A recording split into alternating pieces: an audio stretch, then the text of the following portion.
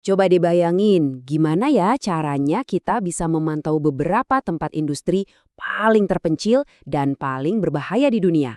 Nah, ini tantangan yang luar biasa besar kan?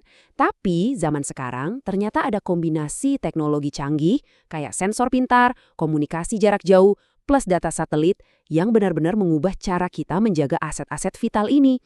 Biar aman, biar efisien. Yuk kita bedah gimana cara kerjanya. Oke, kita langsung aja masuk ke intinya ya. Coba bayangin, ada anjungan minyak lepas pantai di tengah lautan jauh banget dari mana-mana. Setiap hari dihantam angin, dihantam ombak. Tempat-tempat kayak gini tuh penting banget buat pasokan energi kita semua. Tapi, ya itu, super berbahaya buat didatengin. Oke, kita masuk ke bagian pertama, tantangan pemantauannya. Jadi sebelum kita ngomongin teknologi yang keren-keren, penting banget nih kita paham dulu kenapa sih perubahan ini benar-benar dibutuhin. Nah, kita lihat dulu deh cara lama yang terus terang penuh risiko buat ngawasin aset-aset penting ini. Jadi gini, dulu itu kalau mau mantau, artinya kita harus ngirim tim ahli, mereka harus naik perahu atau helikopter ke tengah laut, seringnya pas cuaca lagi nggak bersahabat. Proses ini tuh bukan cuma mahal dan makan waktu banget, tapi yang paling utama, ya ini mempertaruhkan nyawa orang. Nah, ini dia nih masalah utamanya. Cara lama itu cuma ngasih kita foto sesaat. Bayangin, kita mungkin cuma dapat satu data tekanan sebulan sekali. Terus apa yang terjadi di antara kunjungan itu? Ya kita nggak tahu sama sekali. Ini tuh kayak nonton film, tapi cuma lihat satu frame doang. Kira-kira apa yang kita lewatin? Banyak banget kan? Dan kutipan ini benar-benar ngerangkum semuanya. Metode lama itu bukan cuma soal mahal dan nggak efisien, tapi secara dasarnya aja udah beresiko.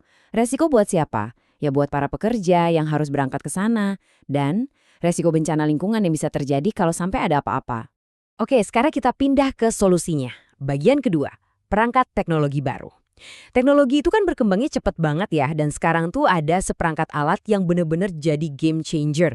Ini bukan cuma perbaikan kecil-kecilan loh, tapi ini perombakan total cara industri bekerja. Kunci utamanya itu ada di Industrial Internet of Things atau biasa disingkat IIoT. Anggap aja ini internetnya buat mesin-mesin industri.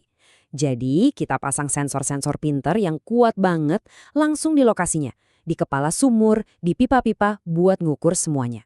Mulai dari tekanan, suhu, sampai getaran, dan datanya diambil terus-menerus, non-stop. Terus, gimana caranya sensor-sensor ini ngobrol dari tempat yang jauh banget itu?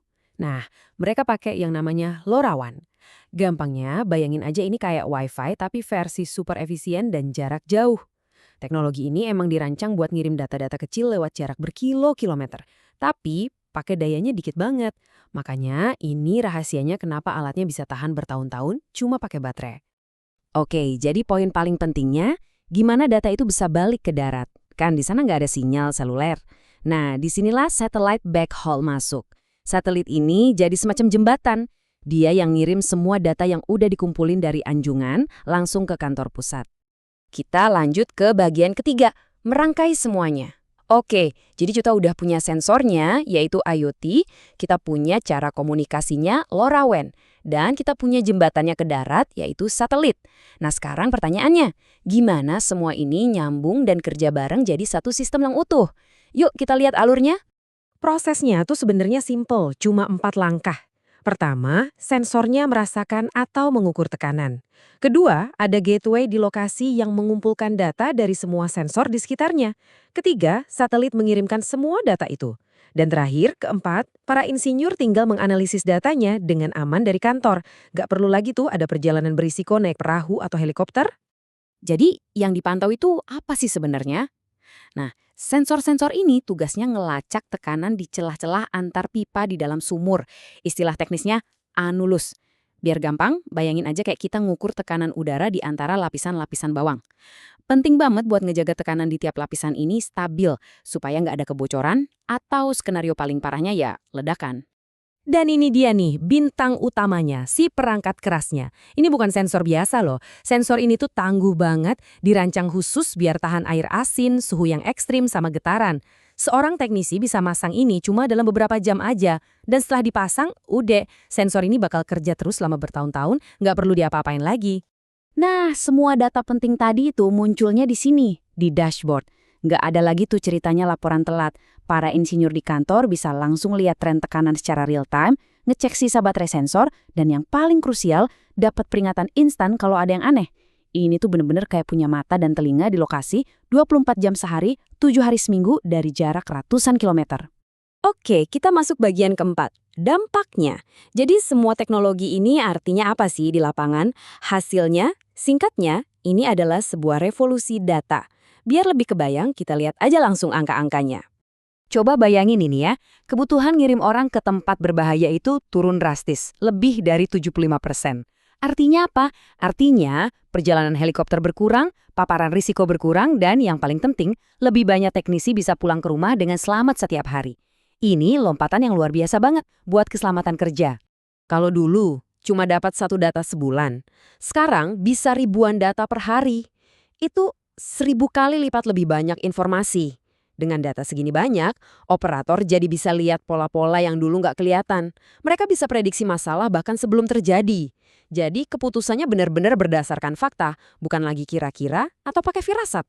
Dan hebatnya lagi, ini semua jalan sendiri. Sepenuhnya otonom. Sensornya itu irit banget dayanya. Sampai-sampai bisa nyala terus sampai 5 tahun cuma pakai satu baterai. Bener-bener sistem pasang dan lupakan deh buat ngawasin aset-aset paling vital di dunia. Jadi kesimpulannya jelas banget ya. Teknologi ini tuh menciptakan semacam lingkaran yang positif. Keamanan meningkat, otomatis biaya asuransi dan kecelakaan jadi turun.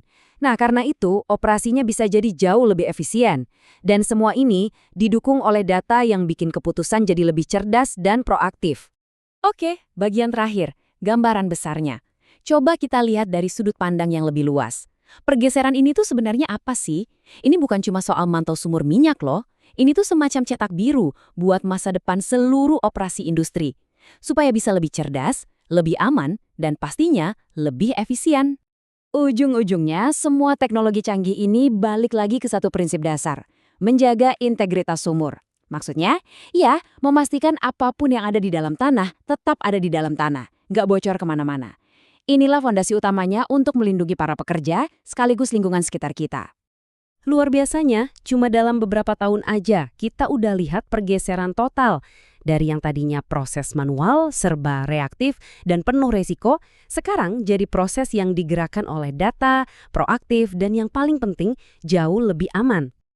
Dan ini ninggalin kita sama satu pertanyaan besar. Kalau kita aja bisa bikin salah satu industri paling berbahaya dan terpencil di dunia jadi lebih aman dan cerdas, coba bayangin apa yang bisa dilakuin teknologi ini buat industri lain, kayak pertambangan, kehutanan, atau bahkan pertanian. Masalah mustahil apa lagi nih yang bakal kita pecahkan selanjutnya? Karena masa depan operasi industri sedang ditulis ulang sekarang juga.